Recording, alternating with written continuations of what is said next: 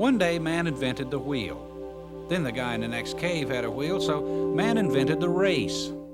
Since then, we've gotten a lot more civilized. We've come up with all kinds of ways to prove who can drive the fastest or the longest. But some people just aren't satisfied. The challenge of car against car or man against man isn't enough. They seek out the toughest courses man or nature can create, no matter where they find them. We call these guys the off-road warriors.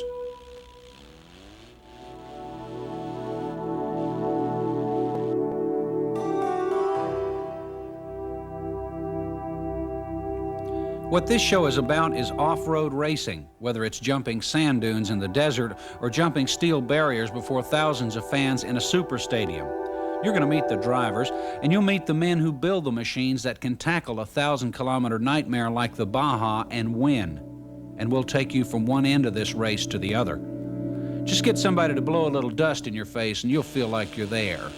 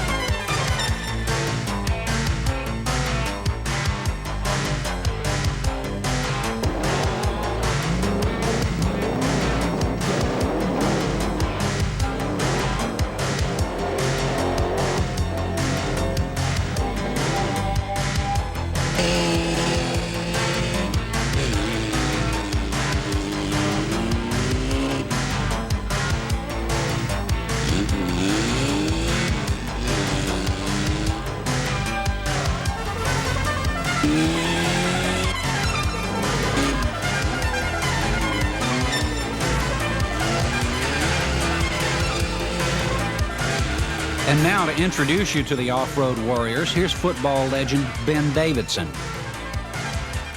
Some people like to do things the hard way. Show them a 6-lane freeway smooth as a billiard table, and sure as hell they'll roar off up some dirt road and invent a new way to take chances. Give them a little time and they might even come up with a new kind of race. Tell you what, they've already done just that. Mickey Thompson and his off-road warriors have captured the hard driving spirit of the Baja and brought it back alive. Now people who know something about off-roading and driving a little too fast can be part of a new kind of American sport. A brand new challenge to drivers and the killer machines they push to the limit.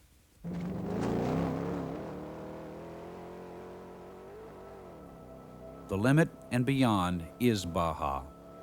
Thousands of square miles of rock and sand, dirt and cactus, and rattlesnakes just south of the border near San Diego.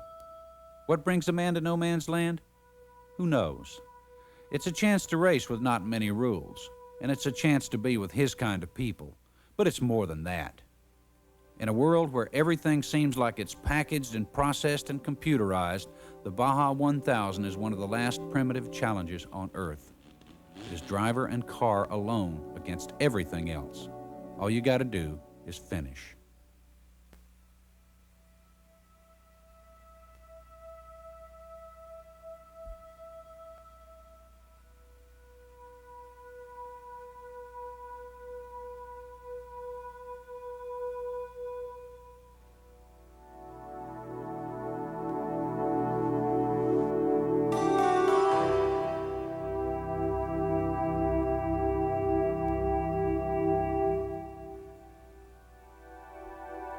The Baja got its start over 20 years ago when a guy bet another guy over a beer in a bar that he couldn't make it all the way from Ensenada to La Paz on a motorcycle. Looked like a damn good bet, but the biker collected. Pretty soon the word got around and the race got organized. Now occasionally the local folks or the weather gets in the way, but the race has been growing ever since. What started as a hobby for families now also includes racing teams and the world's most famous drivers. So every year, between 500 and 700 drivers get together for the privilege of tearing up a car in the Baja.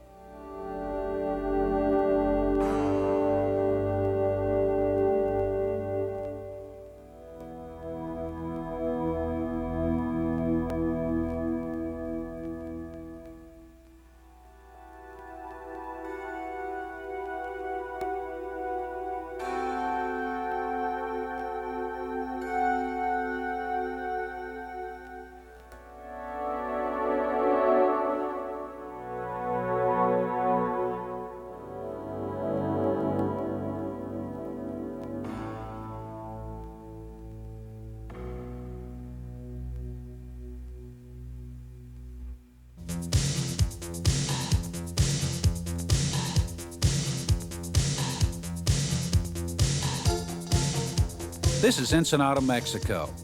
For 364 days a year, it's a sleepy little village on the Pacific. Sometimes it seemed like the clock stopped here 100 years ago. But for one day every year, the walls and windows of Ensenada rattle from the roar of engines tuned up for racing. This is the starting line.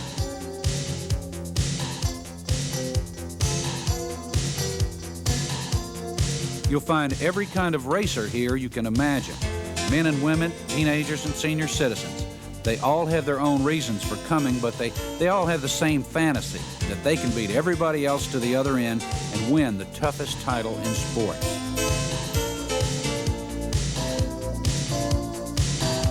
Then it's your turn in front of the guy with the green flag. You've done all the preparing you can do. You hope there's not some bolt somewhere that somebody's overlooked. There's a chill in the air and the smell of gas and oil. All around you are the drivers who've been up most of the night with the excitement. Then the flag goes down and you're on your way out into the desert. There's only one way to go back, and that's forward.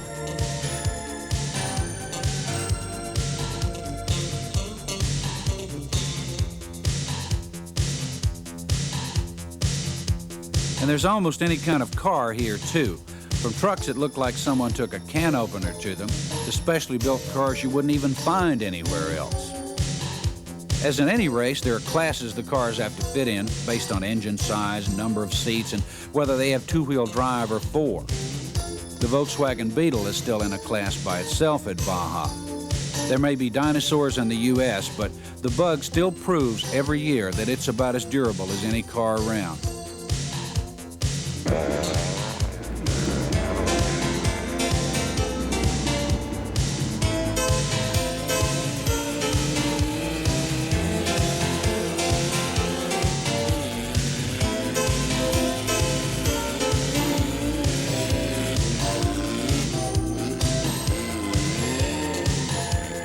For the driver and the co-driver, if there is one, and the crew, there's a fine line you cannot cross. You've got to drive as hard as you can to have a chance at winning, but you can't push the car beyond its limits. The good driver knows where that line is. You're driving flat out, okay, but with some kind of reservation. You know, it's kind of a sprint race for drag race for 1,000 miles. You're going from one whoop-de-doo to the other, and it's a long, long way. Well, I think, you know, the toughest part you got to do is be able to know how fast you can go with your car without tearing it up. Try to stay calm. That's the hardest part. Yeah, getting psyched up works against you. So it's trying to stay calm, get through the first 10 miles. That's where you're going to be hyper. Then once you get out there, just the racing relaxes you, and you'll set into a pace and try to set up a nice even pace.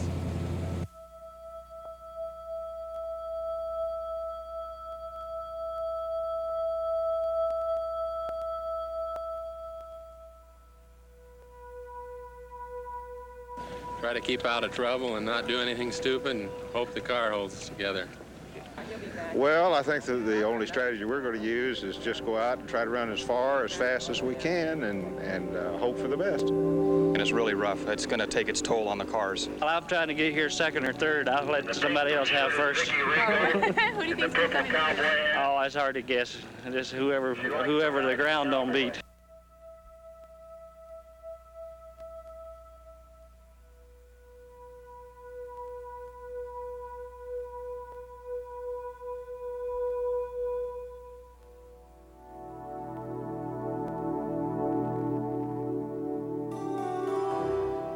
Because you get a little mad at the dust in front of you and you can't quite get him, you know, at the right time that you want. But so it's really a lot of patience that'll pay off for you, especially in this thing. Get your head together and think about getting down there. That's what you want to do is finish. You could probably go slower than anybody, but as long as you finish, you'll place. Master cylinder, or wheel cylinder, or throttle cable braking. Last year was an axle. They lose their logic. It's the, well, nothing's going to happen. So they know that their car has certain limits, and you have to stay within that range, but still do 100%.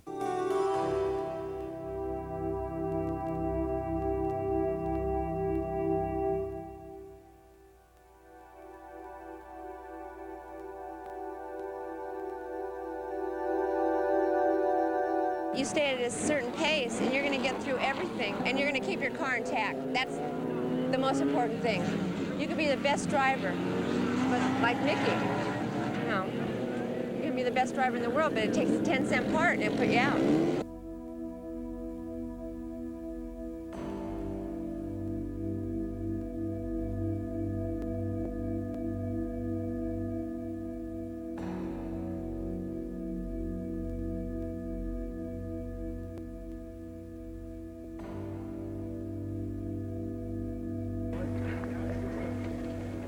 This is if you come up on a big ditch too fast, wipe the sweat off. What do we got in this bag here, Brian? Hey, there's wrenches. No, the food's up further. There's some food. Are you serious? Yeah, there is. Don't eat it, though. Don't eat it. It's been there for a long time.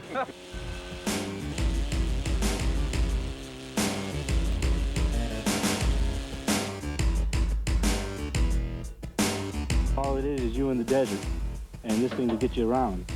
But a guy like Thompson, who's a bona fide lunatic, see, he opens it up. That's why he always breaks.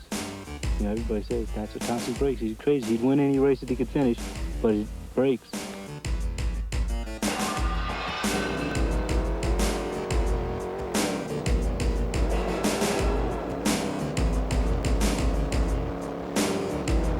We've had a problem with the car. I got it upside down yesterday, and they had to work all night long on it, so we really don't know exactly how the car is going to handle. But I believe we just put new shock absorbers on it, and it's going to be a problem there. Good luck, Mario. That was your problem from yesterday, right? Yeah, so we're starting a race not really knowing what's going to happen, but we're going to have to push the car. The car's going to be awful hard, and it's going to beat the heck out of us, but we're going to give it a big try. The first thing you notice is the dust. The further back you are, the more there is. The urge is to get around someone and try to get in front of it. You can play it cautious and wait for an opening, or you can simply try to outrun them all. Mickey Thompson has tackled the Baja a lot of times in a lot of different cars, and for him there's only one way to go, and everybody knows what that is. Mario, good luck. You're starting what, right in front of us, huh? Yes. Okay, very good. Hey, number 4. Mario, why don't you say something to these guys here? You're the first guy off. Well, I'm close to the first guy off. You're number 1. What's your strategy going to be? Number 4. I'm number 4 off. Number 4. Number 4. Just keep it together. Don't put any wrenches on the car. Run a steady pace. You know, you can just make a nice steady pace. Run your race. Don't run someone else's. That's, I think, the best way to do it. Ask Mario what he's going to say when I pass him up. Is he going to run his own race, or is he going to take off? No, Vicky. No contest. Won't chase you. That ain't going to bother you a bit. No, you go right by. Just don't tap me too hard. I want you to listen to this horn. All right? Okay. Remember that horn. I'll remember it. Sincerely. Yes. Good luck.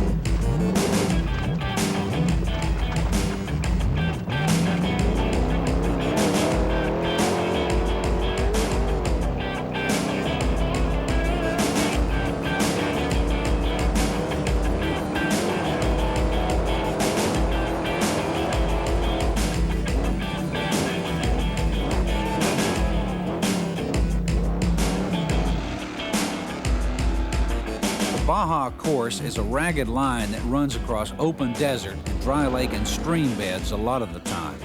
But occasionally it crosses a main highway. That's where the pit crews wait to gas up the cars, to change the tires if they need it, to tighten up whatever has come loose, to give the drivers a few seconds to get out of the car. It's usually long enough to worry about how many cars are passing them.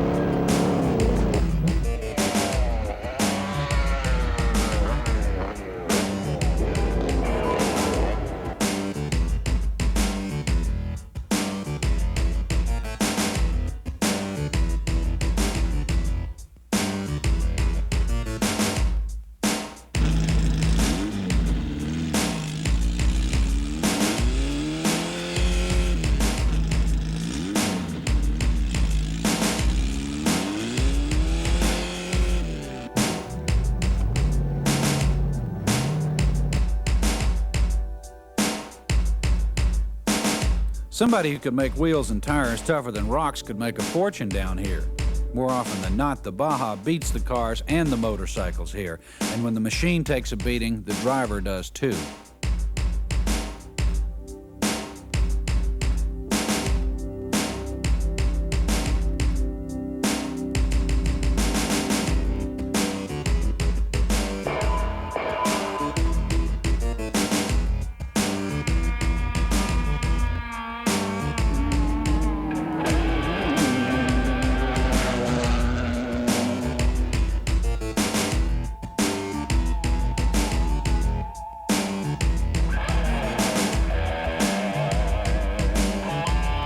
But it is a race.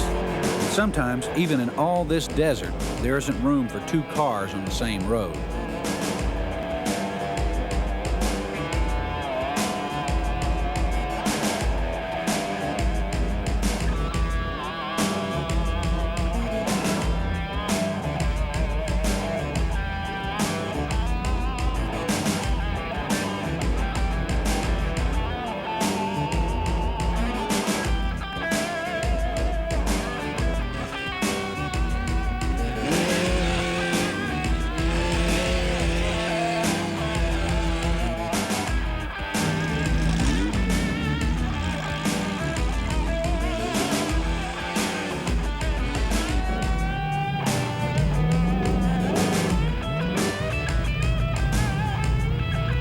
Speed in this race means you eat less dust. The cars and bikes are all fast, and there are places on the course where you can gain time with speed.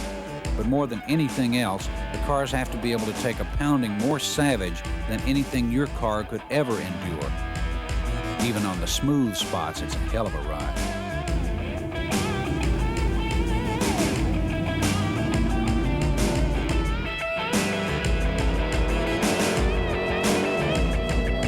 Then, almost before you know it, you're all alone in the desert. It's like being on a long trip on the worst highway in the world, and you're not absolutely sure you didn't take the wrong turn about 50 miles back. You listen for every little sound your engine makes. You think of all the time and sweat and money you put in the car, and you know you've got to finish. Besides, you don't want to walk very far in this country.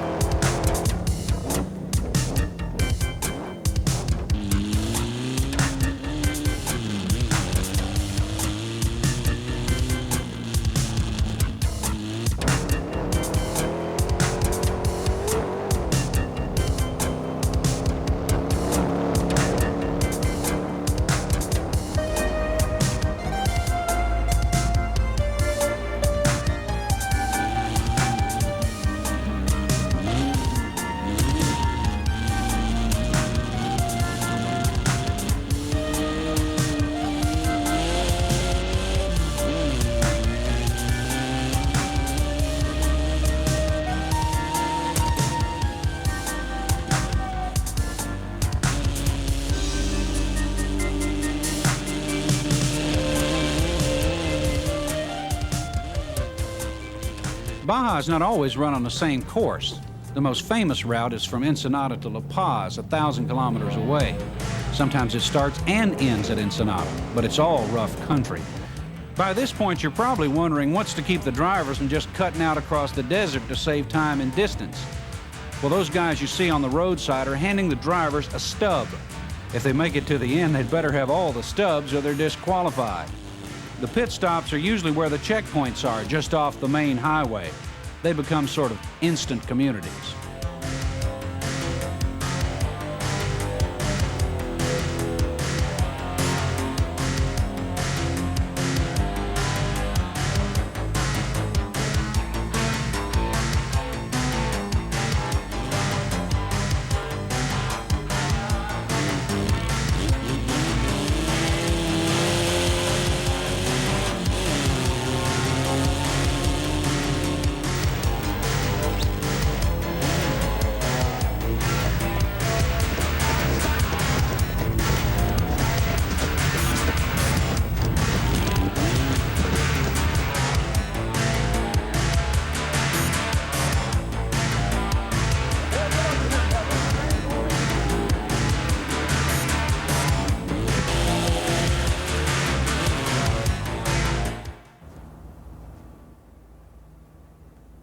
This is Jack Murphy Stadium in San Diego. I used to play football here. Lots of memories. What they're doing down there on the field now is building a special kind of track, one that'll bring all of the bone-jarring action of the Baja all into one place. So you can see, hear, and feel the excitement of maybe a dozen different races, and you don't have to share your seat with a family of rattlesnakes. Mickey Thompson took off-road racing to the super stadiums around the country for one reason. The fans were the one thing that was missing from the Baja. First, in 1973, he built a course at the famous Riverside Raceway in California. He brought in the cars and the drivers, and this time the fans could see it all. The speed, the dust, the unpredictable course. Today, off-road racing is spread to courses all over the country, and the cars have changed to fit this style of racing. There's more emphasis on quickness, less on endurance. With the courses cut down to a mile or two and the horsepower turned up, these short races are run on intensity and adrenaline. It's action multiplied.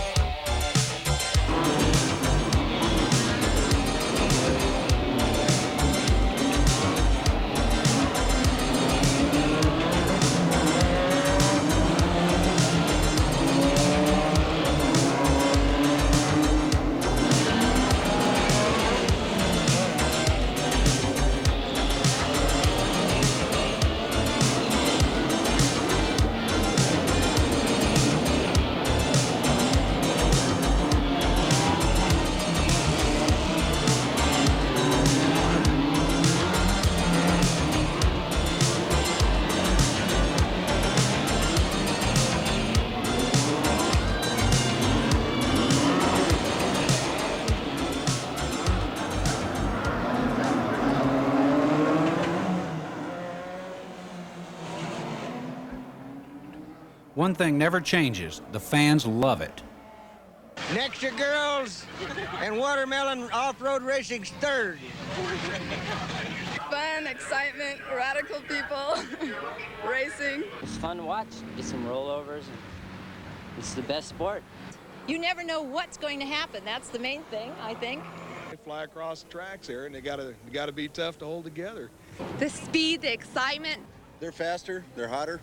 You got your trucks. You got your single seat unlimited. You got your 2-seat unlimited. You got your little guys in your limited horsepower cars. Running it, you know, just running it into the ground till you can't do nothing else. There's tension, but it's a really thrilling experience. When I say Mickey Thompson's name, what comes to mind? Racing. I enjoy Mickey. I look forward to seeing the cars that he drives. They're fascinating. They're unique, and he's just he's a real important person, I feel, in off-road racing's beginning. And I'm really glad that he sort of got into this type of thing. And I always look for Mickey. Mickey Thompson, you're responsible for all this. 35, 40 different races in Baja. It's a lot of work for people to get down there and get a good vantage point. So you brought Baja racing to them. What made you think you could bring Baja to stadiums? Well, actually, it's really a short story. In 1973, was racing with Pernelli Jones, and we had the damnedest race that anybody's ever had for about 100 miles. And we ran into each other, and he finally flipped his car and uprighted it, and we banged finish for, I'd guess, at least 100 miles. And the only people that ever saw it was the rattlesnakes and the jackrabbits. And during that time, I thought, you know, people aren't going to believe this. Someday, I'm going to bring this type of racing inside a beautiful stadium like the San Diego Stadium.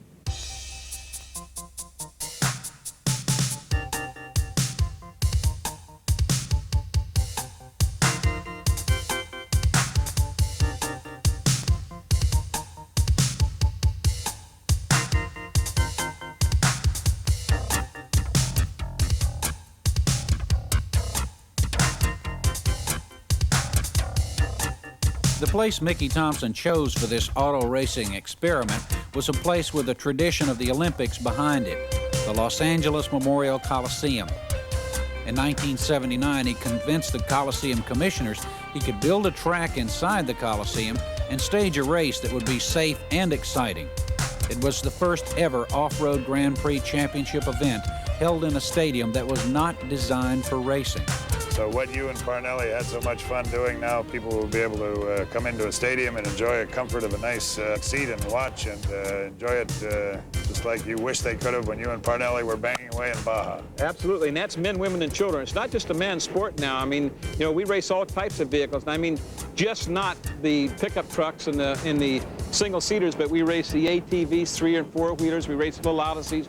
And I'll make a prediction, Ben, within the next 2 or 3 years, once the people come inside and see this presented as a family sport, you're going to see a huge influx of people coming to see off-road racing. And we have hardcore racers. I mean, we have people like Roger Mears, Ivan Ironman Stewart, and we have some of the greatest and best drivers in the world, our rally drivers racing here with us. Valvoline Motor Oil Company was putting up $500 for anybody that could solo the Baja 1000 or the Baja 500, do the whole race and win the race driving solo, and you win this Ironman trophy and the $500. Well, I was fortunate enough to do that 3 different times, once in the 1000, twice in the Baja 500. And actually, it was Mickey Thompson that started calling me the Ironman of off-road racing, and it's really stuck, and I'm really thankful for that reason. The stadium racing has evolved from desert racing or Baja type of racing. That's what Mickey Thompson has done, is tried to simulate a piece of Baja here inside the stadium. But I do both types of racing and complete different types of driving style. For example, to do the 1000, you have to drive very methodical and very smooth, take care of the equipment, never jam it in gear, never jerk it around. Or just on the other hand, here at the stadiums, it's just the opposite. Everything has to be done with a violent, quick, and no time to spare. Very difficult to make that transition.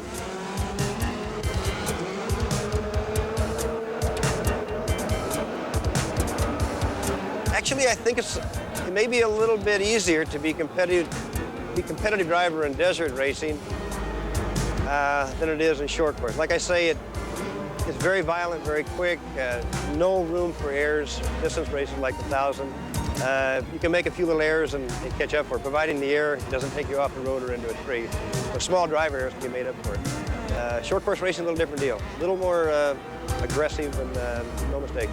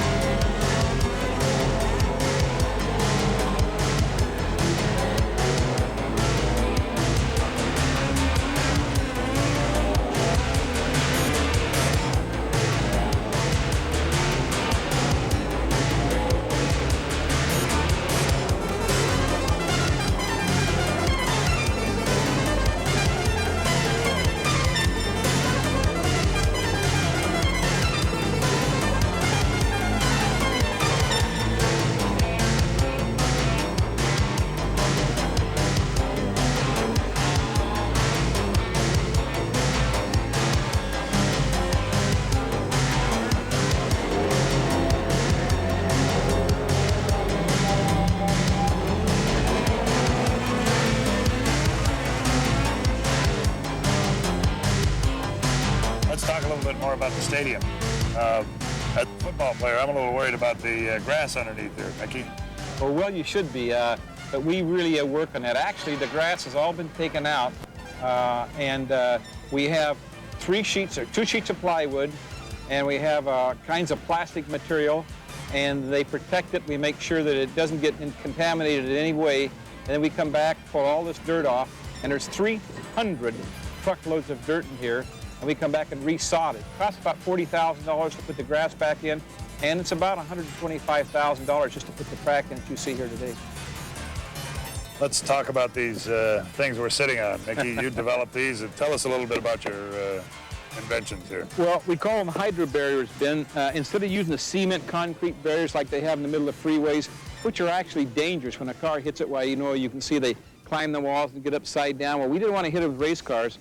So this is made of actually polyethylene. They weigh about 100 pounds apiece, and they're filled with water. There's about 1,300 pounds of water in here. When a car hits it, it impacts it, and it doesn't hurt the car. And we move the barriers, and people don't get hurt. And I think eventually, in a not too distant future, DuPont's been helping us a lot in this thing, and I think you'll see these in a free race taking the place of concrete barriers. And they're all connected. Each one's got a hinge, so to speak, down between them. And right. They're all coupled. There's actually a pipe that goes down here, and if we want, and later on, we'll build this up here this high, and then we'll put rails so the cars can't go over the fence. They contact the soft water barrier here, and then so they won't go to the fence. While we'll put different kinds of rails, so we can stack any kind of rail or make any kind of safety barricade we want. So it's a real safe thing, and the drivers really love it. In fact, they try to put hay bales up and stuff like that, or tires, and this goes right through a hay bale. So this is actually the way it has to be done inside of a stadium like this. And you've specially developed these so you can take your show to stadiums anywhere in the country and pack them inside the moving vans? And that's right. It takes 5 moving vans to move this. It takes 11 men. You see right now working the stadium over 50 men. It takes all week long to build the barricades, and we only race 3 hours on it.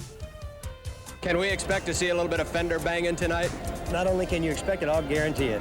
Glenn Harris in the Mazda on the pole, and he has the advantage at the start, but Jeff Huber in the Ford making a strong move right behind him. They head down the back straightaway over the steel jumps created by Mickey Thompson and used here at this Orange Show Fairgrounds Speedway. It is Glenn Harris with the lead as they go onto the dirt for the first time in this 10-lap main event, and Jeff Huber's right behind him, and they've already built up a big lead. Right now it is Glenn Harris trying to hold on to a rather precarious lead at the moment as the Ford of Jeff Huber closes as they come onto the asphalt, and Huber spins out. He sure does. Look at that. He stayed on the throttle. He brought it all the way around 360 degrees, and he's back in the race.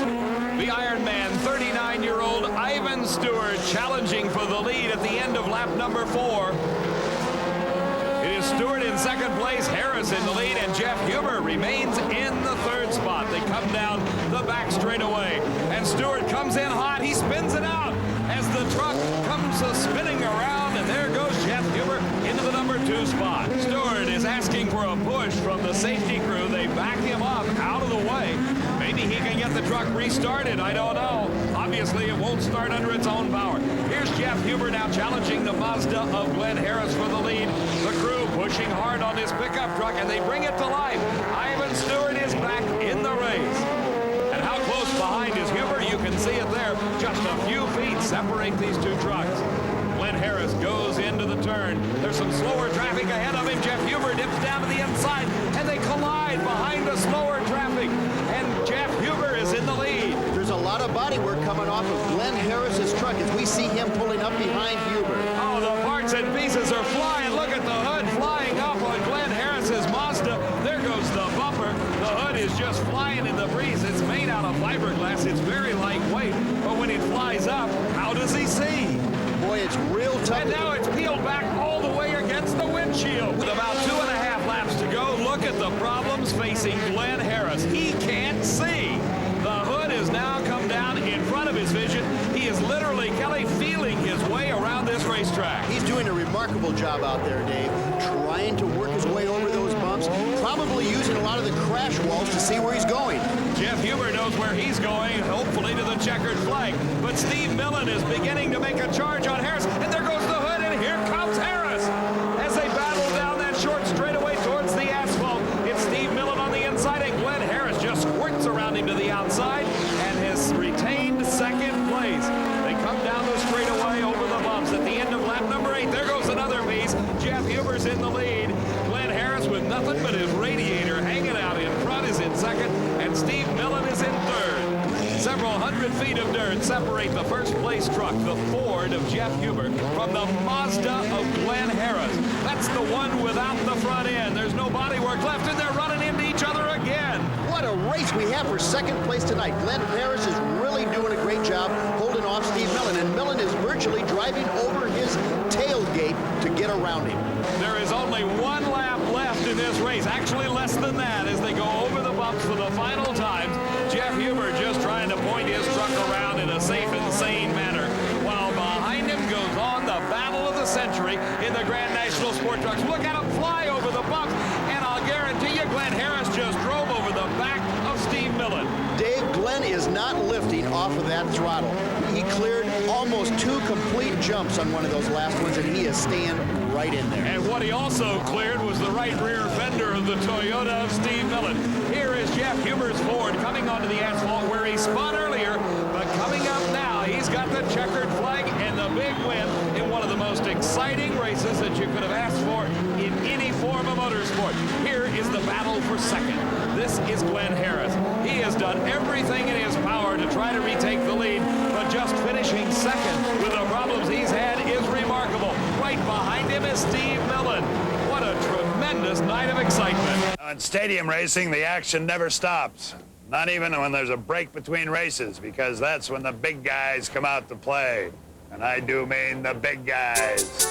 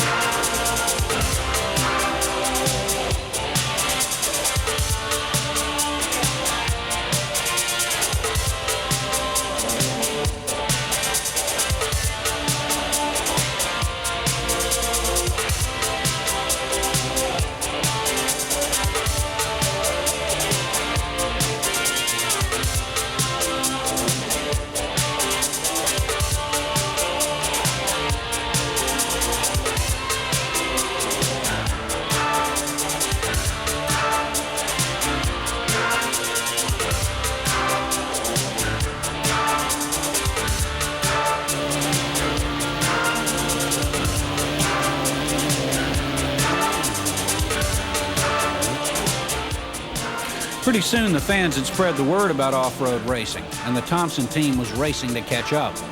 And the obstacles were the same, the elements. The cars that had conquered the desert went indoors, thousands of miles from the desert. Fans in the Midwest and the Northeast didn't care if it was snowing outside. They wanted racing. When Mickey Thompson found the ground was too frozen to haul into the stadiums, he designed courses on concrete, complete with adjustable steel ramps. And the sport made still more fans.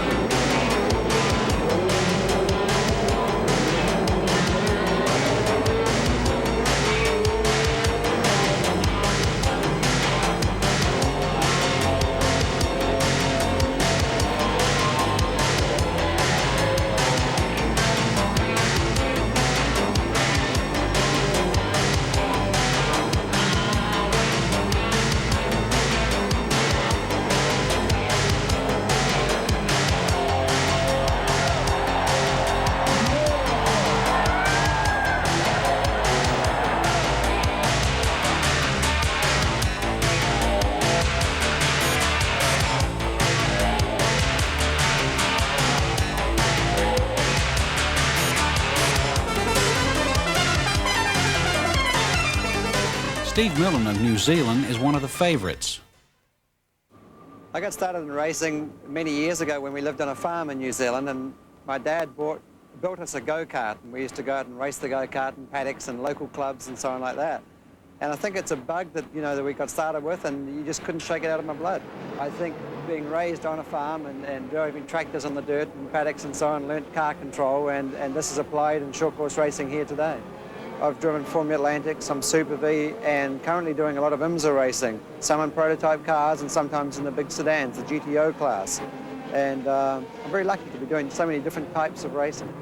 The off-road racing is very, very difficult, particularly these stadium events, because to set the chassis up, to make it corner well and to make it get good traction, plus get through all this rough stuff and over these different sized jumps is very difficult. And it's something that you don't deal with in any other type of motorsport. And it is frustrating sometimes because some of these courses are so short in the straights and so tight in the corners, and because they invert the grid for the main heat, for the heats and the mains, sometimes you get behind a guy who you know is slower and you can't get by him, and you got to control yourself. You do, because you want to get by. You want to get by and win the race, and it's difficult. In New Zealand, the country's very small, opportunities are very limited. So to come to America and to be racing full-time is just a dream come true. And I wouldn't change it for anything. It's just, it's great to be living here.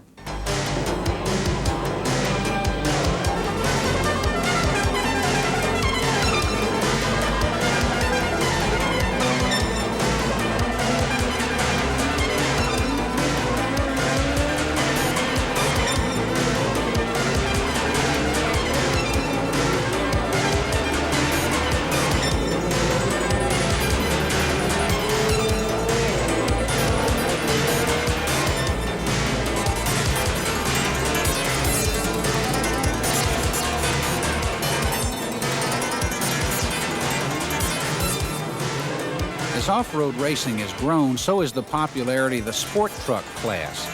A lot of fans drive theirs to the race, but that's where the similarity stops. If you don't watch him, this gent right here will take a perfectly good truck and transform it into a snarling beast, a road-eating, race-winning monster like this little beauty right here. Jim Connors, this is one of your new trucks. Let's tell us a little about it now. First of all, the most obvious thing, tell us about the shocks. Yeah, everybody seems to notice that right away. Well, you know, if you think about it, a regular car like most people drive has about 2 or 3 or 4 inches of wheel travel, so plenty of room to put the shocks under the hood. We get about 14 or 15 inches out of this thing, so there isn't any place to go but out through the top of the hood with the shocks. And hopefully they stay hooked on here and don't... Yeah, most of the time they do. Sometimes they don't, but it sure helps to make a smooth ride. While we're up here up front, let's talk about the tires on these trucks. Well, I'd have to think that the tires are probably about the most important thing in an off-road vehicle because you have to have all 4 of them working real well. It seems to me one time you ran a celebrity race, and how many tires did we go through for you? About 17? Well, something like that. There were a lot, okay, 50. A lot of glass on the road, a lot Jim. Of glass, yeah. But we can't afford to do that, so we have to have some pretty good tires. And there's been a lot of development, I think, through the years with off-road tires, and I think it's helped everybody on the street because they make some pretty darn good tires now. One of those instances of racing technology helping your average motorist, I presume. Well, I think if that isn't going to help the average motorist, then we wouldn't be in racing. Jim, what about this engine? Well, that's that 16-valve twin overhead cam Nissan motor. Puts out about 300 horsepower, and you can see it's side draft McCuney carburetors, and basically it's just a flat-out race motor, and it performs really well, and it's very reliable. We've been using this same motor now for a good portion of this year. Jim, is there any part of this truck that's stock? Well, yeah, the cab and the frame just a little bit. But no, there's not too much that's left the way it was when it came off the showroom floor. What's this truck worth, Jim? Well, I'm not exactly sure, but I imagine it's well over $100,000, which sure is a change in off-roading since 5 or 6 years ago when you could build anything for $15,000. Jim, why the net here?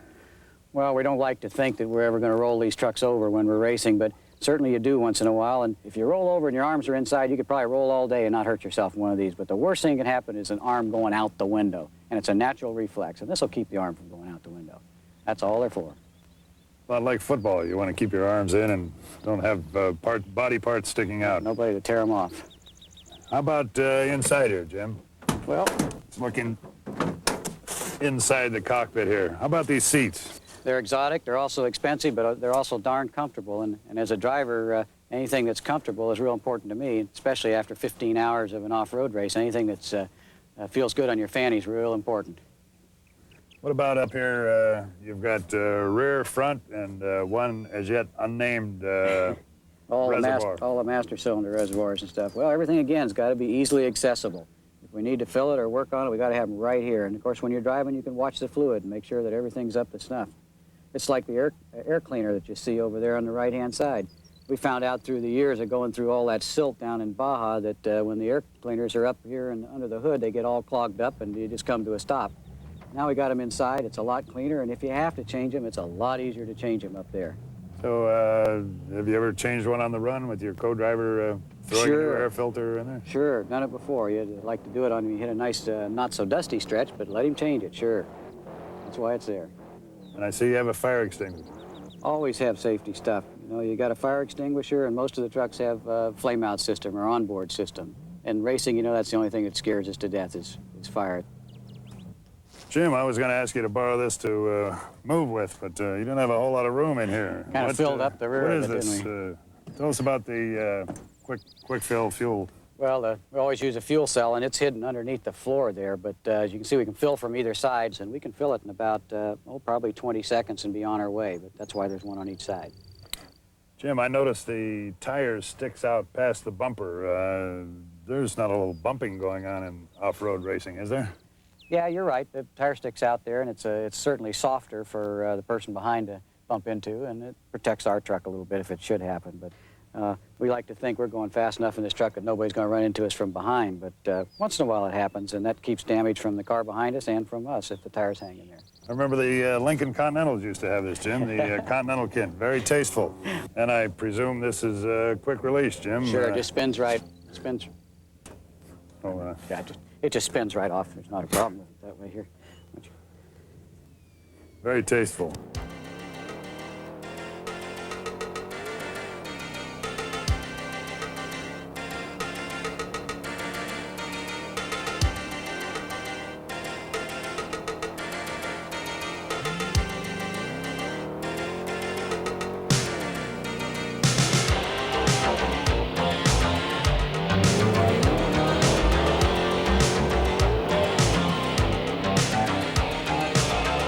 Mickey, you're an aggressive driver. Say a vehicle that started earlier than you is impeding your progress and you've got no way to pass. What do you do? The only thing I can do, Ben, is compare it to football. When somebody's impeding your progress in football, what do? You move them out of the way, right? Little bump. Well, it's the same way with off-road racing. You get up behind them, you give them a courtesy tap, and if they don't move over the horn. And usually, sometimes you tap them twice, but after you tap them twice, the big problem is the rocks fly up and they break your lenses out. And the most dangerous place in off-road race is running behind somebody. So you tap one, tap twice, they don't move out of the way, you move them out of the way. And I've been known to move people out of the way once in a while. Never want to be in front of you. No, just like you never want to be in front of a football player unless you're prepared.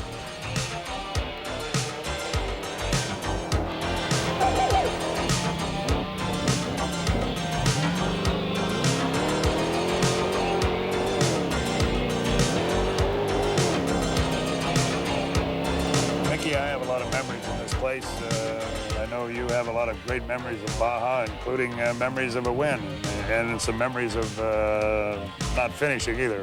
Tell us about that. Well, Ben, first I'd like to tell you is I want to be a professional football player. I'm very jealous of a person like yourself that could be. I just never grew enough to do it, but I've had a lot of good memories in Baja. And of course, my best win is we won 2 years ago, the Baja 1000. And set new records. We ran it in a little under 20 hours, which is the fastest time ever. And of course, that's all the way to tip. But I've had a lot of non-finishes, too. I'm the kind of person that second doesn't count. Only winning counts. And I'd rather break a car than not, to be second. Yeah. One of the more exciting 1000 that I ran was the 1976. It was called the Wet and Wild 1000. It was scheduled to be raced on a Saturday, and it rained so hard that they couldn't put it on. They had to wait till the next day. And it was kind of treacherous condition because it rained so hard it washed a lot of the road out. So all these roads that you knew coming over a rise that were going to be a good road were no longer a good road. They were washed out. So, and I remember there's an area down there called Laguna Salada, and it was just a disastrous muddy, disastrous event even getting across this. But I made it across and went on to win the race. But that was the Wet and Wild 1000 was one of the most exciting ones I've done.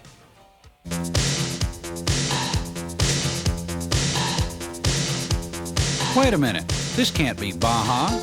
Sure it is. This little surprise is at a place called Mike's Sky Ranch, thousands of feet above the rocks and desert. There's all kinds of terrain at places like the Summit and Mount Diablo, San Ignacio, and the Pine Forest. There's even snow sometimes. The smart drivers don't guess where the next rock or stream is going to be, they know. Mickey Thompson and the other drivers will pre-run the whole course in the weeks before the race, trying to memorize every twist and turn. He has to know where the next surprise is.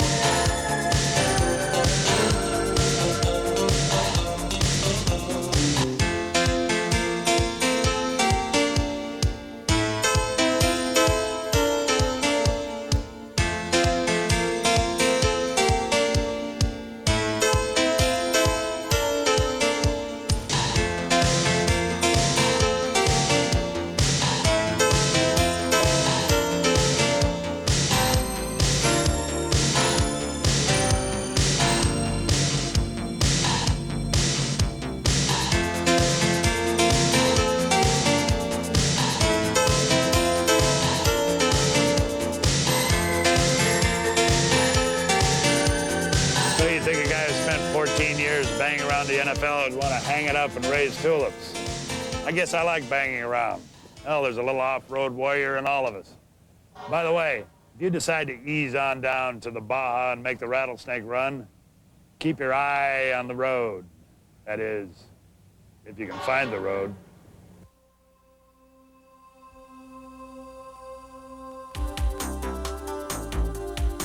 If you think finding the road is hard in the daytime, try staying on it at night. Remember, you've been driving since sunup. Your helmet feels like a garbage can. Your kidneys are down in your shoes, and you've still got a whole night's driving to go. Your headlights are jumping around, and the rocks and trees that looked so innocent before now seem to get out in front of you every time you take your eyes off the road. And every one of them could put you out. And you don't want to bet that somebody will stop to help you. But you've pushed it and nursed it too far. You just can't quit now.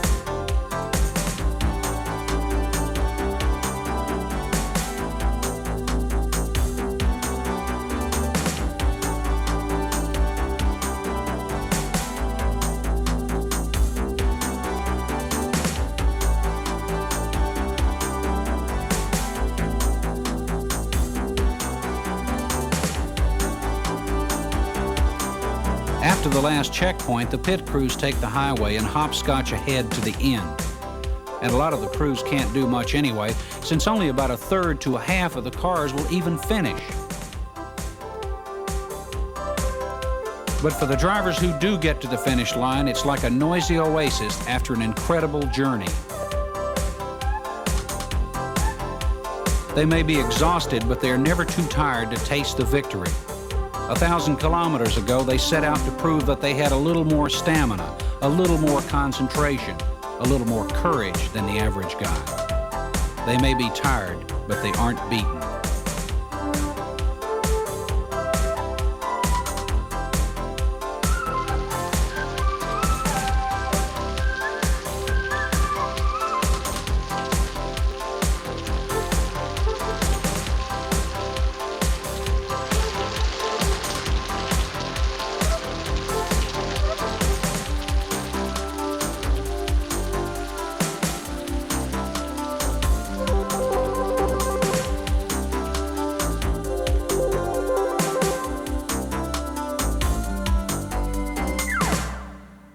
The biggest problem I had today was finding the finish line. You found it. That's the important thing, right? Jack, pardon me just 1 second here. Let me take this. Jack, do you have any problem, any falls or anything like that? Nothing close to it or anything like that? No problems. I shucked all the knobs off the tire and had to stop and change, but that's all.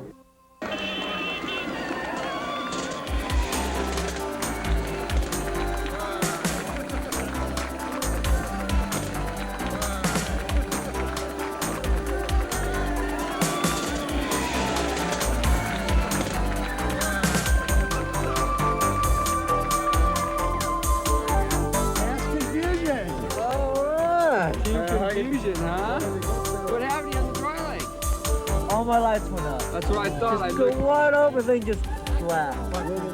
Did it to me twice. I put it back together. I had to take the tank off and everything. Yeah, we were just going for it there for a while. That turn you blew so bad. Did you see me just go out in those bushes? Boom, boom, boom. Yeah, it was awesome. Oh, it was unreal.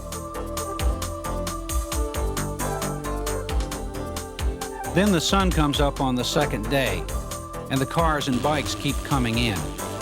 They've won a mental victory just by finishing.